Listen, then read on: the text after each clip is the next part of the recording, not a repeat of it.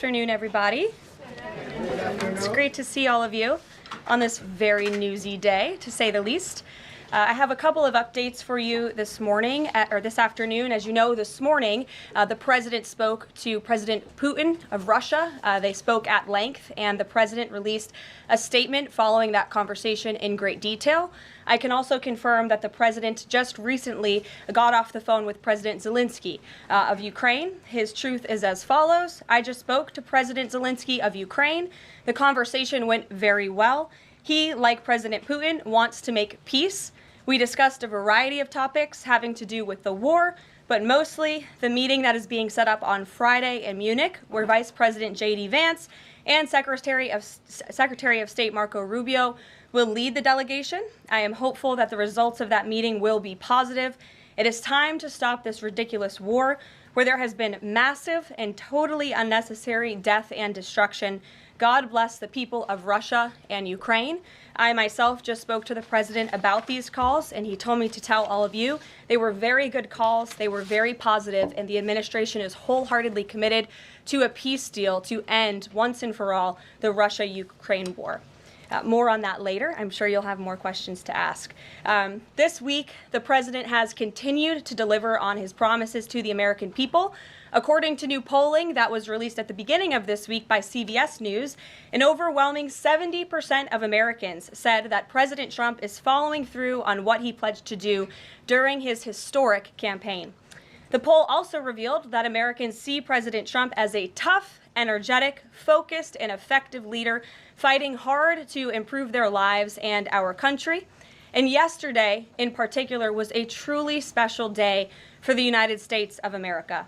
Thanks to the great leadership of President Trump and the strong and tough leadership of President Trump, Mark Fogel, an American teacher detained by Russia, was returned to American soil and met with the president here at the White House last night. Special Envoy Steve Witkoff and the rest of President Trump's incredible national security team helped to negotiate the exchange that secured Mark Fogel's release. This event shows a good faith effort from Russia, and it's a sign, as I just said, that we are moving in the right direction to end this brutal war. Malphine Fogel, Mark's 95-year-old mother, was understandably very worried that she would never see her son again after his arrest in 2021. Mrs. Fogel was actually slated to join President Trump on stage at the July 13th Butler, Pennsylvania rally to speak out for Mark. And then the infamous assassination attempt against President Trump took place. But that day, before the rally, President Trump promised Mark's mother that when he returned to the White House, he would bring her son home. God saved President Trump's life on that day in Butler, Pennsylvania, and now Mark Fogel is back home safely with his family as a result. God is good. The president also continues to bring back common sense to our government. This week, he signed an EO to end the procurement and forced use of paper straws. Taxpayer dollars were wasted on these non-functional and massively unpopular products for no other reason than it made radical activists feel good about themselves. And on trade, President Trump continues to take bold action to protect America's critical steel and aluminum industries, much like he did in his first term. And the president signed proclamations to close existing loopholes and exemptions to restore a true 25% tariff on steel and elevate the tariff on aluminum to 25% as well. This administration believes these tariffs will protect our national security and put American workers first. And in the Oval Office yesterday with Elon Musk, President Trump took further action to make our federal government more efficient and effective. He signed an EO implementing the DOGE Workforce Optimization Initiative. Now agency heads will coordinate and consult with DOGE to significantly shrink the size of the federal workforce and limit hiring to essential positions only. The unaccountable bureaucracy will finally be reined in. On another important matter this morning, Senate Republicans continued to confirm President Trump's exceptionally qualified nominees, most recently Director of National Intelligence Tulsi Gabbard, who will be joining us later at the White House for her swearing-in ceremony. It's imperative that the remainder of the president's cabinet nominees are confirmed as quickly as possible. On another important matter this week, illegal alien criminals continue to be arrested and sent home as part of the ongoing mass deportation effort of the Trump administration. Just this week, 2 planes with 190 Venezuelan illegal aliens arrived in the Venezuelan capital from Fort Bliss, Texas. Here are some of the criminal illegal aliens who were arrested in the country this past week. ICE Atlanta arrested a citizen of Nigeria who had been convicted of money laundering. ICE San Antonio arrested a citizen of Mexico who had been convicted of assault. ICE Denver arrested a citizen of Mexico who had been convicted of aggravated assault. And ICE Houston arrested a citizen of Mexico who had been convicted of aggravated assault. Now, before I take questions, I would like to address an extremely dishonest narrative that we've seen emerging over the past few days. Many outlets in this room have been fear-mongering the American people into believing there is a constitutional crisis taking place here at the White House. I've been hearing those words a lot lately. But in fact, the real constitutional crisis is taking place within our judicial branch, where district court judges in liberal districts across the country are abusing their power to unilaterally block President Trump's basic executive authority. We believe these judges are acting as judicial activists rather than honest arbiters of the law. And they have issued at least 12 injunctions against this administration in the past 14 days, often without citing any evidence or grounds for their lawsuits. This is part of a larger concerted effort by Democrat activists and nothing more than the continuation of the weaponization of justice against President Trump. Quick news flash to these liberal judges who are supporting their obstructionist efforts: 77 million Americans voted to elect this president. And each injunction is an abuse of the rule of law and an attempt to thwart the will of the people. As the president clearly stated in the Oval Office yesterday, we will comply with the law in the courts, but we will also continue to seek every legal remedy to ultimately overturn these radical injunctions and ensure President Trump's policies can be enacted. So here in our new media seat today, we have Chris Pavlovsky, an entrepreneur who has a strong passion for protecting freedom of speech. Chris started the video sharing platform Rumble in 2013 with a mission of protecting a free and open internet from censorship by big tech and governments around the globe. The platform has always been a place for independent creators to share their authentic opinions, and they have always included President Trump, in contrast to the way he was censored by other platforms in years past. Since its founding, Rumble has grown exponentially, recently marking 67 million monthly active users. It's a lot of users. If you're watching right now and interested in sitting in this seat, you can apply, whitehouse.gov/new-media. With that, I will take your questions. And Chris, why don't you kick us off on this very busy news day? Karoline, thank you very much to you and President Trump. It's an honor to be sitting here in the new media seat for the White House press briefing and to be able to demonstrate why freedom of expression is so important. Rumble was the victim of censorship at the hands of multiple foreign governments. It's clear there are still many countries who oppose free speech and even target American companies. Can you describe what the administration will do to protect U.S. interests and values worldwide? Sure. Well, thanks for the very important question. And I think that free speech and ending censorship, both here at home and also abroad, is an important part of President Trump's agenda. I think first, President Trump has led by example on this front as the leader of the free world, the president of the United States, with his show of access and transparency on a daily basis. The president takes questions from all of you almost every single day and really reveals what he's thinking and feeling, and I think that serves as a great example to the rest of the world. As for tangible actions that the president has signed, he did sign an executive order, I believe on day one, certainly within the first week of this administration, to restore free speech and stop government-sponsored censorship here at home.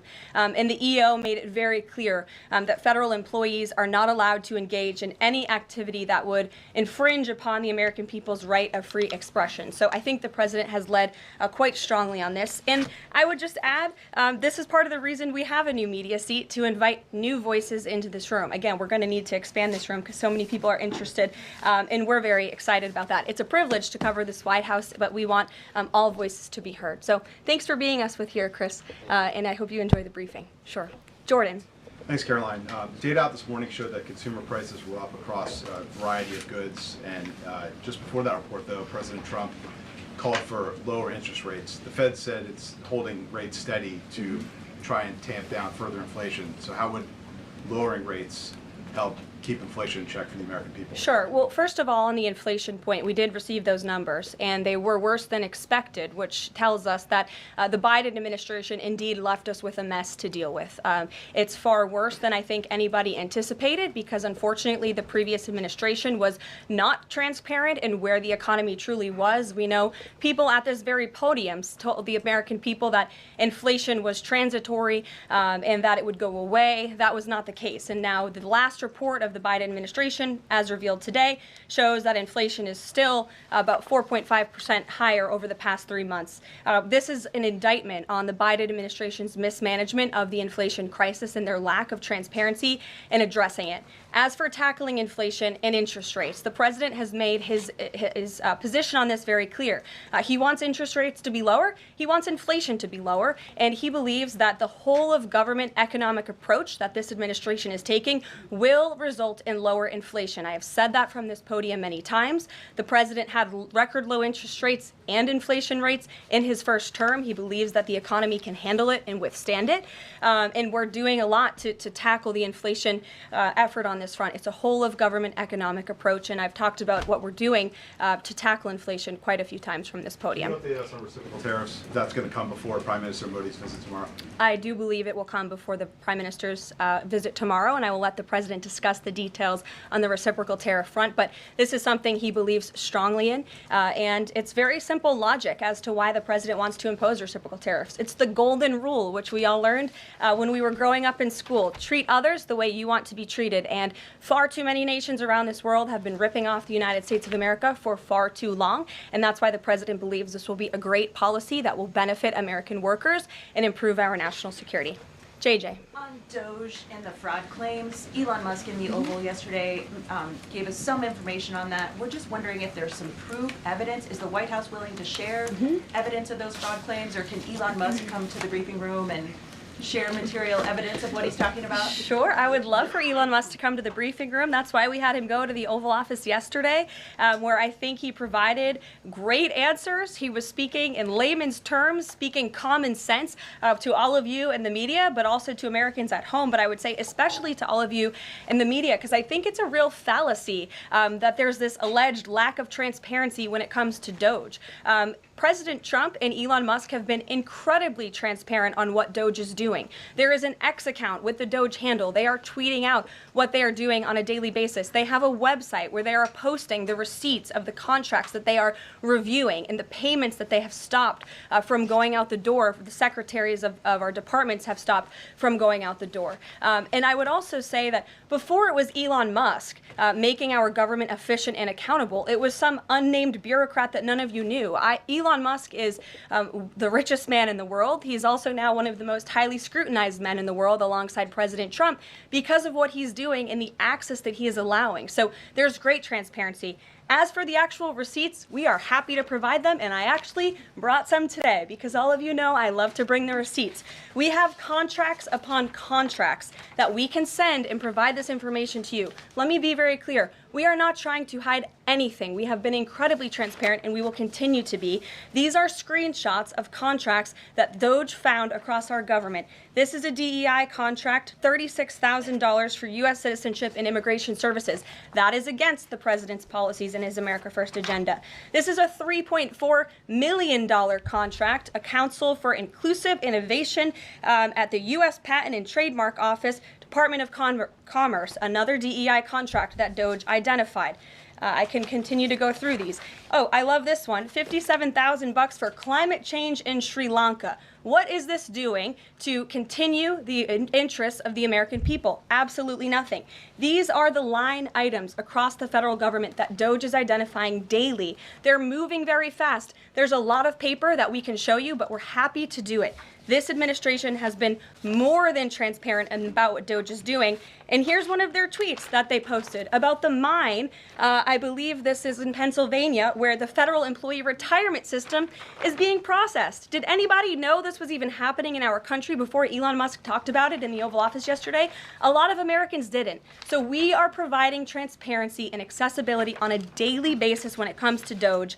And I also have a Doge daily report, if anybody would like it, on all all of the things that they are identifying and finding. We're happy to provide this information to you. We're talking about it every single day. Are all those things you just mentioned fraud, or are they waste, or are they just contrary to the president's policies? I would argue that all of these things are fraudulent, they are wasteful, and they are an abuse of the American taxpayer's dollar. This is not what the government should be spending money on. It's contrary to the president's priorities and agenda. And again, we can continue to provide you the receipts for all of the fraud, waste, and abuse. And if anybody in here wants to argue that the federal government is not fraudulent in some capacity, be my guest, because I think the American people watching at home would beg to differ. Caroline? Mary. Hey, more on the judges. Does the White House believe the courts have the authority to issue these nationwide injunctions?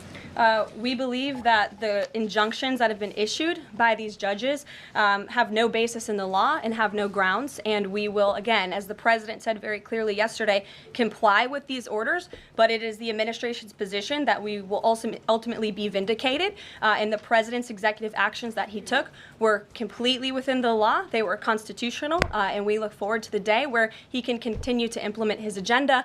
And I would just add, it's our view that this is the continuation of the weaponization of justice that we have seen against President Trump. He fought it for 2 years on the campaign trail. It won't stop him now. Brian. Yes. I want to go back to DOGE just for a second. Earlier, the subcommittee headed by Chairman Marjorie Taylor Greene, her and her staff discovered $2.7 trillion in improper payments to Medicare, Medicaid, overseas, to people who should not have gotten it. Some of this room might have missed that press conference. Can you elaborate on what the president is thinking at this point? Well, again, that's another example. There's a very long list of the fraud, waste, and abuse that DOGE is identifying on a daily basis. Elon Musk also talked about yesterday about Social Security payments that are going out the door for people who are no longer with us, unfortunately. I would say that is certainly fraud. There's also a lot of contracts they've identified that, just as a hypothetical example, are $1 million, but only 500,000 went out the door. So where's the rest of that cash? And so that's the thing. Those are the things that DOGE is working on every single day. And I would just remind everybody in this room, this is what President Trump campaigned on doing. He's delivering on a promise that 77 million people elected him to do. James. Thank you very much, Caroline. Two foreign policy questions, if I may. Sure.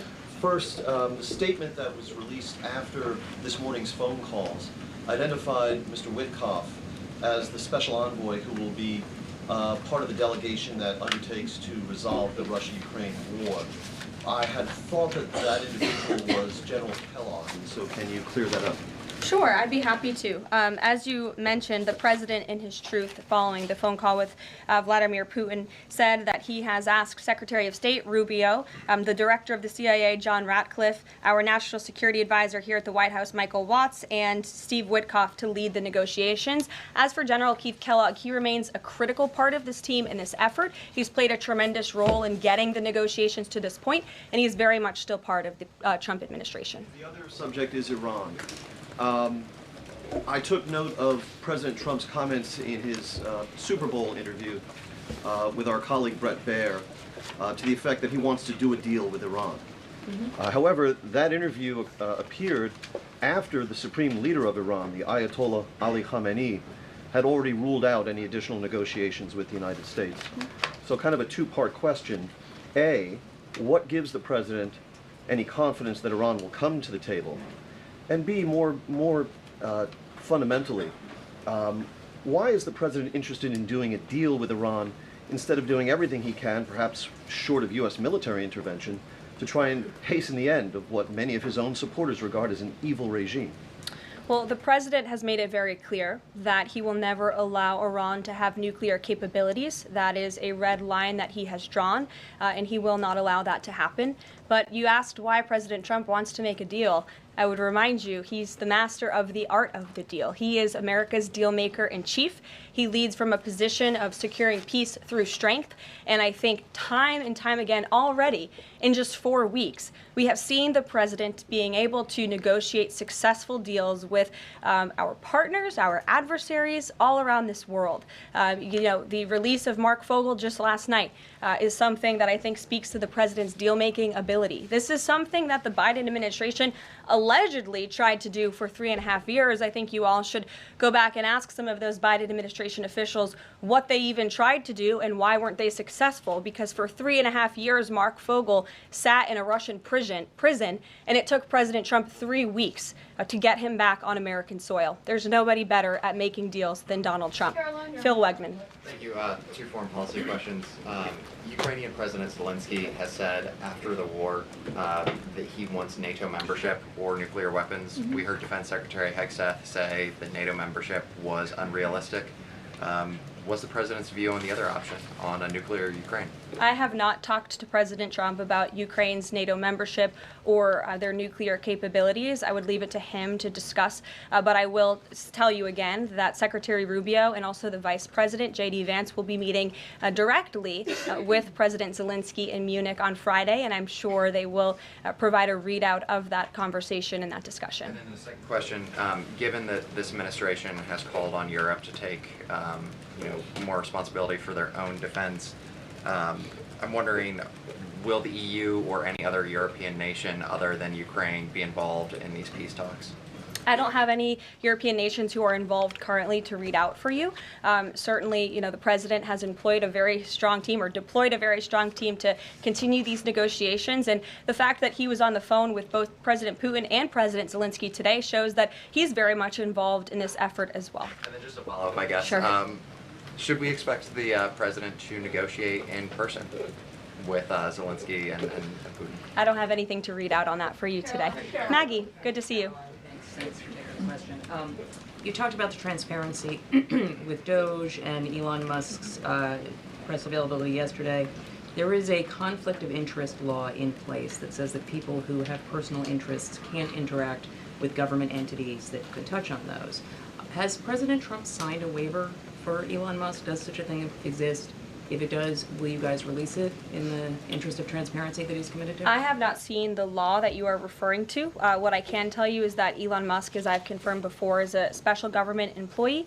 He is filing the proper financial disclosure, and he is complying with all applicable federal laws. As you also heard, Elon address this directly yesterday in the alleged conflict of interest, and he said everything he's doing is very public, and if you all perceive a conflict of interest, you're welcome to bring that up. And as the president said, if he feels like Elon is engaging in something that's a conflict of interest, he will tell Elon not to do that. And Elon also said yesterday that before he moves forward with anything, he consults with the President of the United States. So we're very confident with the ethics and the guardrails that have been put in place here.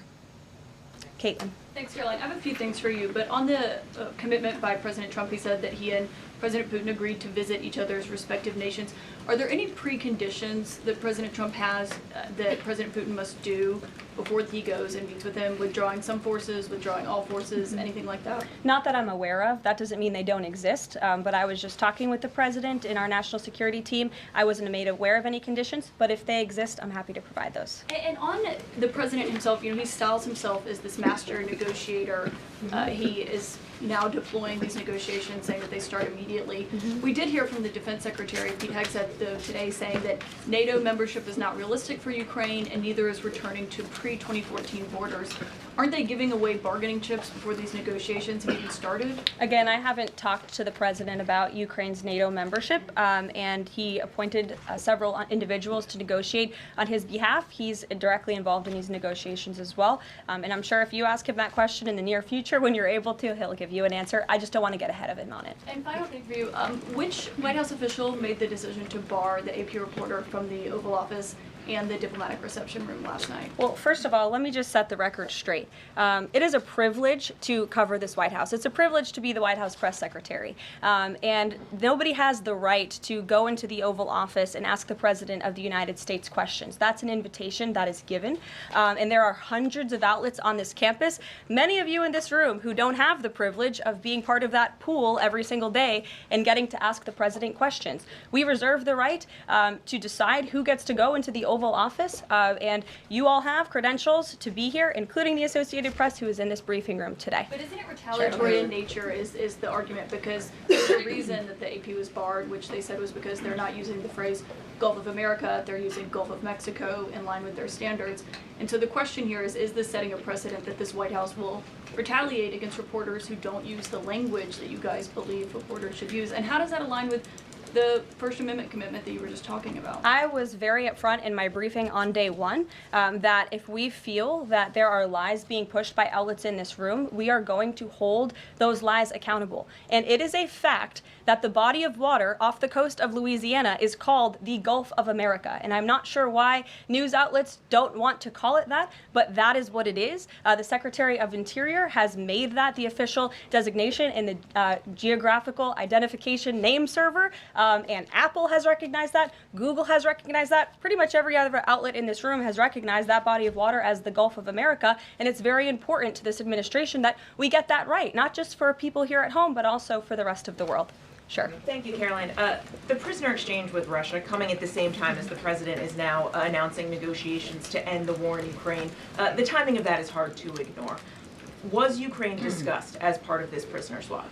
I was not involved in those discussions, so I can't comment on whether that came up or not. What I can say is that this was a very good deal for the United States of America and for the rest of the world. As you know, we have confirmed that the Russian who will be returning home very soon, Alexander Vinnik, was a non-violent crypto criminal, and as part of this exchange, he has forfeited more than $100 million that he obtained in that illegal crime. And in exchange, of course, we got Mark Fogel, who is a middle school teacher who kissed the American soil, but kissed the ground last night when he returned to the United States of America. It was a great deal and a great day for our country, and I think everybody, regardless of political affiliation, agrees with that. And was Russia made aware ahead of time of the parameters that the administration and Secretary Hegseth was going to be announcing today? The NATO perimeters? Yes. I'm not sure. You'd have to ask Secretary Hegseth in the Defense Department on that, since he announced them. Jackie. Thank you, Caroline. Just to be clear, so when we're listening for a shift in position on U.S. policy, should we only listen to the president and maybe not the Secretary of Defense? Because what he outlined today would represent a shift in U.S. policy. I'm not saying that. I'm just saying I speak for the President of the United States behind this podium, and I will let him discuss that. Can you tell us any more about the next hostage releases? I understand another American's coming out today. Sure. I'm glad you asked. It speaks to President Trump's deal-making ability, and we can confirm the safe release of one American and two individuals from Belarus, one of whom worked for Radio Liberty. Out of respect for the privacy of these individuals, their request, we have no further details to announce on their identities, but we can confirm that one American was released today, and it's a remarkable victory on the heels of Mark Fogel returning to America last night. Anything on who the U.S. might be releasing in exchange? I don't have details on that at this moment. I don't have details on that at this moment. I do know that these three individuals have been released and are on their way home to their respective countries. Karoline, thank you so much. Can you explain how President Trump envisions the war in Russia and Ukraine coming to an end? Does he expect Ukraine to hand over all the territory in question? Again, these negotiations are ongoing. I will allow the president to divulge any red lines that he may set, but I think as deals in the past have come to fruition, the president has proven one of the things that makes him a very effective negotiator is not revealing what he's anticipating from both sides, but he is at the forefront of these negotiations in addition to the very qualified individuals who he's tasked with speaking to both President Putin and President Zelensky. And speaking of deals, a meeting with the President of the United States offers any foreign leader credibility. Was it part of the prisoner swap with Fogel that President Trump agreed to meet with Putin? Again, I was already asked this question. I said I was not made aware of that, but we can certainly get you an answer on that. I'll check in with the NSC. Sure, Monica. Thanks, Caroline.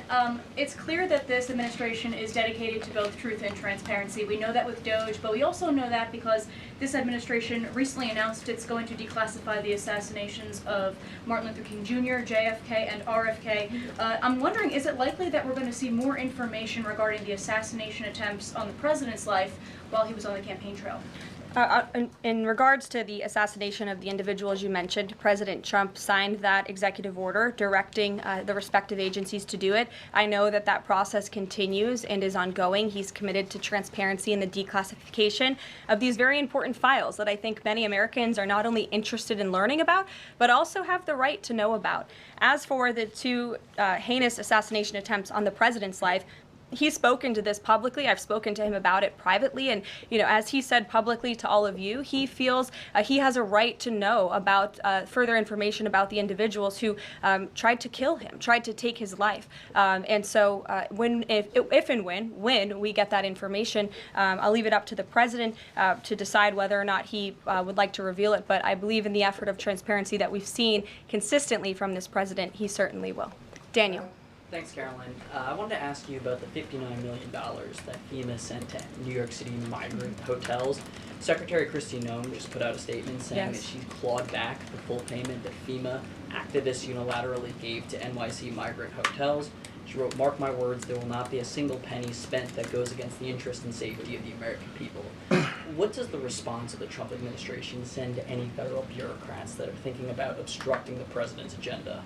They will be held accountable. The president is signing executive orders daily, and he expects all officials across the administration, regardless if they are a political appointee or if they are a career bureaucrat, to adhere to the will of the American people and the 77 million Americans who re-elected President Trump. He's here for a reason, and he is focused every day on implementing his administration's goals, and sending $59 million to a migrant hotel to house illegal immigrants when there are still people in North Carolina and California who have not received FEMA funding is not something that this administration is going to tolerate.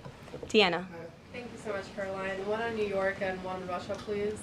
On New York City Comptroller Brad Lander is accusing DOJ of clawing back $80 million that was intended for New York City FEMA funding.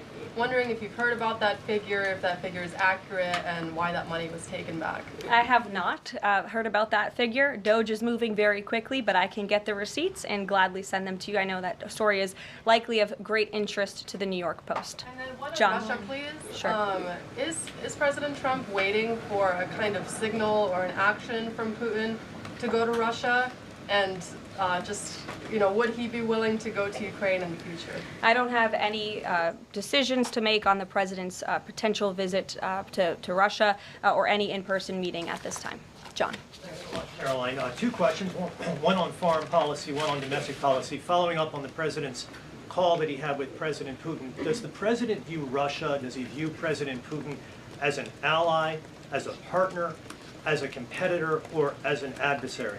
I believe this nation views Putin and Russia as a great competitor in the region, at times an adversary, but as the president has said as well, he enjoys having good diplomatic relationships with leaders around the world, finding that common ground, also calling them out when they are wrong, and leading from a position of peace through strength. That's the president's greatest strength, and we've seen that again, time and time again. And then, as you pointed out in your statement regarding the confirmation of Tulsi Gabbard, there was one Republican who voted against the nomination of Tulsi Gabbard. It was Senator Mitch McConnell. Similarly, how does the administration view Senator McConnell? Can he be a partner in the president's legislative agenda? Are you disappointed that he voted against not only Tulsi Gabbard, but also Pete Hegseth to be the defense secretary? I think we're greatly disappointed in any Republican who chooses willfully to vote against the president's exceptionally qualified cabinet nominees and picks to lead his America First administration. Not a single Democrat swayed from voting against President Biden's nominees, and we know how many of them turned out. They turned out to be atrocious at their jobs, leaving America much worse than they were when they took the oath of office. And so I've said it repeatedly from this podium. I addressed it at the beginning of my remarks. We expect all Republicans to vote, to stay tough and strong, vote for President Trump's nominees so we can get to work and continue to work very hard to implement this president's agenda. Sure. Thank you, Caroline.